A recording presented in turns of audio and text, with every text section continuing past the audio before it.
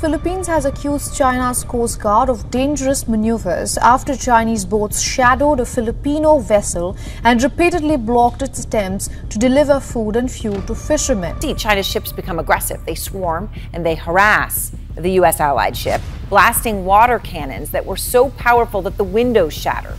Philippines, Japan, and the United States' first-ever trilateral leaders summits will reinforce commitments to a free and open Indo-Pacific amid rising tensions in the region. Tumitindi ang tensyon ng China at Pilipinas at isang nakakabahalang statement ng ating Pangulo na sinasabi niya na lalong sumasama ang relasyon ng Pilipinas at China na ito ay patungo hindi sa mabuti kundi sa mas malala.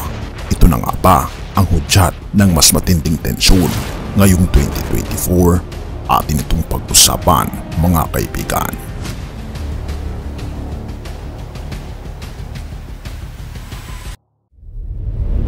Sinabi ni Marcos na ang mga diplomasyang pagsisikap sa China ay patungo sa mababang direksyon. Sinabi ni Philippine President Ferdinand Marcos Jr. na kailangan ng isang paradigm shift sa paraan kung paano nila nilalapitan ang isyu sa South China Sea dahil ang diplomatic efforts with Beijing ay patungo sa mababang direksyon. Ito rin ay ayon sa ulat ng Rappler sa isang panayam kay Marcos sa Japanese media noong December 16 na bahagi ng ilan sa mga ito na ibinahagi sa Philippine media noong Lunes na sinabi daw ni Marcos na ini-ignore ng China ang mga tradisyonal na diplomasya na pagsisikap. Ayon pa ito sa isang pahayag ng Presidential Palace. Hanggang ngayon sumusunod tayo sa tradisyonal na paraan ng diplomasya pero ginagawa na natin ito ng maraming taon na mayroong kakaunting progreso. Sabi pa ni Pangulong Marcos na naroon sa Japan para sa commemorative summit kasama ang Association of Southeast Asian Nations o ASEAN. Panahon na para sa mga bansa na nararamdaman na may kinalaman sa sitwasyong ito.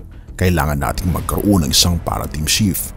Sabi pa ni Marcos habang inuulit ang intensyon ng Pilipinas na iwasan ang marahas na konflik. Idinagdag niya na magpapatuloy ang kanyang pamahalaan sa pakikipag-usap sa kanilang mga kalyado at pagtataguyod ng isang joint position na naglalaman ng kanilang mga responsibilidad sa West Philippine Sea. Tinutukoy ng Pilipinas ang bahagi ng South China Sea na nasa loob ng kanilang exclusive economic zone bilang West Philippine Sea.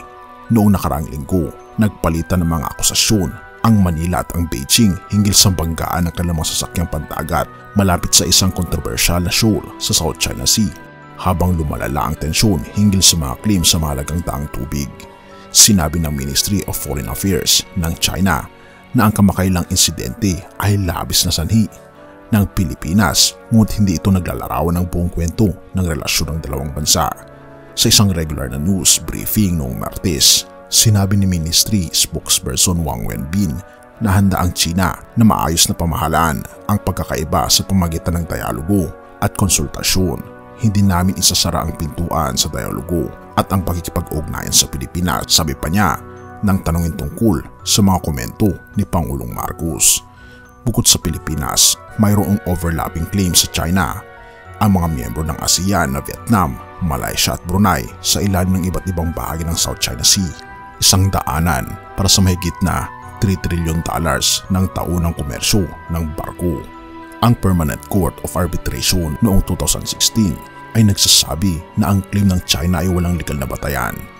Isang pagpapasya na sinusuportahan ng Estados Unidos ngunit tinatanggi ng Beijing.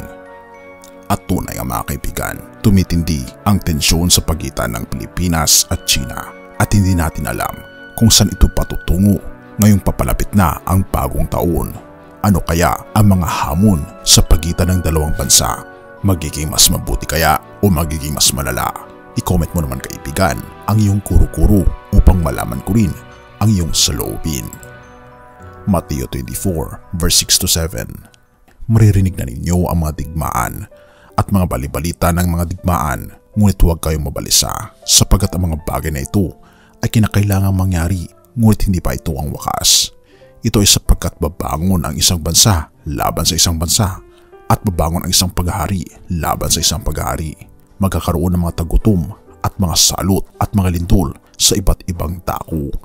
Oo mga kaibigan, ito ang binabanggit ng banal na kasulatan na matutupad ang mga pangyayaring ito bago darating ang ating Panginoong Diyos. Kaya nga naman, ihanda natin ang ating mga sarili sa malapit ng pagdating ng ating Panginoon. Purihin ang ating Panginoong Diyos at salamat kaibigan sa iyong panonood. Tayo manalangin. Ama naming banal, mga Panginoon naming Diyos, kami po'y lubos na nagpapasalamat sa inyo pong pag-aalaga sa amin. Salamat po Panginoon sa inyo pong patuloy na pagbibigay sa amin ng babala patungo sa inyo pong malapit na pong pagdating. Ihanda po Panginoon ang inyong bayan at tulungan kaming ihanda ang aming mga sarili upang maging karapat dapat po kami Panginoon sa dakilang araw ng paghahayag ng aming Panginoong Hesus. Purihin ka o aming Panginoong Diyos at patawarin po kami sa lahat ng aming pagkukulang at pagkakasala, pagkat ito ay aming samatiling sa matamis na pangalan ng aming Panginoong Hesus. Amen.